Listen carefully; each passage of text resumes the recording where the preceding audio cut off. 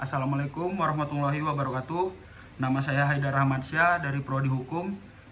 Saya ingin membuat tugas mata kuliah Fikih Jinayah semester antara untuk menjelaskan pengertian fikih jinayah, unsur-unsur, macam-macam jarimah, hudud, kisos, dan dalil takzir. Yang pertama, pengertian fikih jinayah. Fikih jinayah adalah cabang ilmu hukum yang membahas tentang aturan-aturan pidana dalam Islam, yaitu tentang tindakan kriminal atau pelanggaran, jenis hukumnya, dan cara menegakkannya sesuai dengan syariat. Kata jinayah sendiri secara bahasa berarti tindakan kejahatan atau pelanggaran, dan secara istilah jinayah adalah perbuatan seseorang yang melanggar hak orang lain yang dilindungi syariat, baik dalam bentuk fisik maupun kehormatan.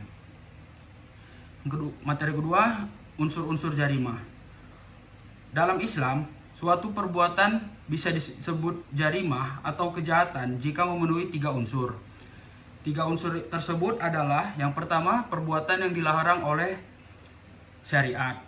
Yang kedua, pelaku memiliki kesengajaan atau niat atau juga unsur kelalaian. Yang ketiga, ancaman hukuman bagi pelaku jika melakukan perbuatan tersebut. Yang keempat, materi selanjutnya yaitu macam-macam jarimah. Dalam fikih Islam, jarimah dibagi menjadi 3 jenis. Berdasarkan jenis hukuman yang ditetapkan. Yang pertama ada jarimah hudud. Jarimah hudud adalah kejahatan yang hukumannya sudah ditetapkan langsung oleh Allah Subhanahu wa taala dalam Al-Qur'an dan hadis, dan tidak bisa diubah oleh siapapun. Yang kedua, jarimah kisos diat. Jarimah kisos diat adalah kejahatan terhadap jiwa atau anggota badan seperti pembunuhan ataupun penganiayaan. Hukumannya adalah kisos atau balasan setimpal, atau juga bisa qiyad atau denda. Yang ketiga ada jarimah takzir. Jarimah takzir adalah kejahatan yang tidak termasuk hudud dan kisos, dan hukumannya diserahkan kepada kebijakan hakim ataupun pemerintah. Untuk materi selanjutnya ada pembagian 7 jarimah hudud. Ada 7 jarimah hudud ada 7 jarimah yang termasuk dalam hudud. Yang pertama adalah zina. Yang kedua adalah khozaf atau menuduh orang berzina tanpa adanya bukti.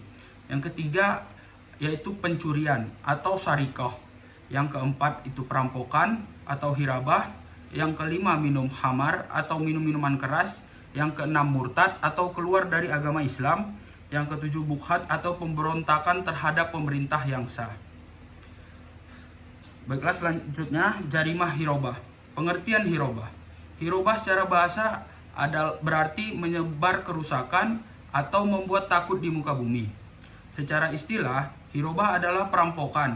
Perampokan yang disertai kekerasan atau ancaman di tempat umum, dengan tujuan merampas harta, melukai, bahkan membunuh.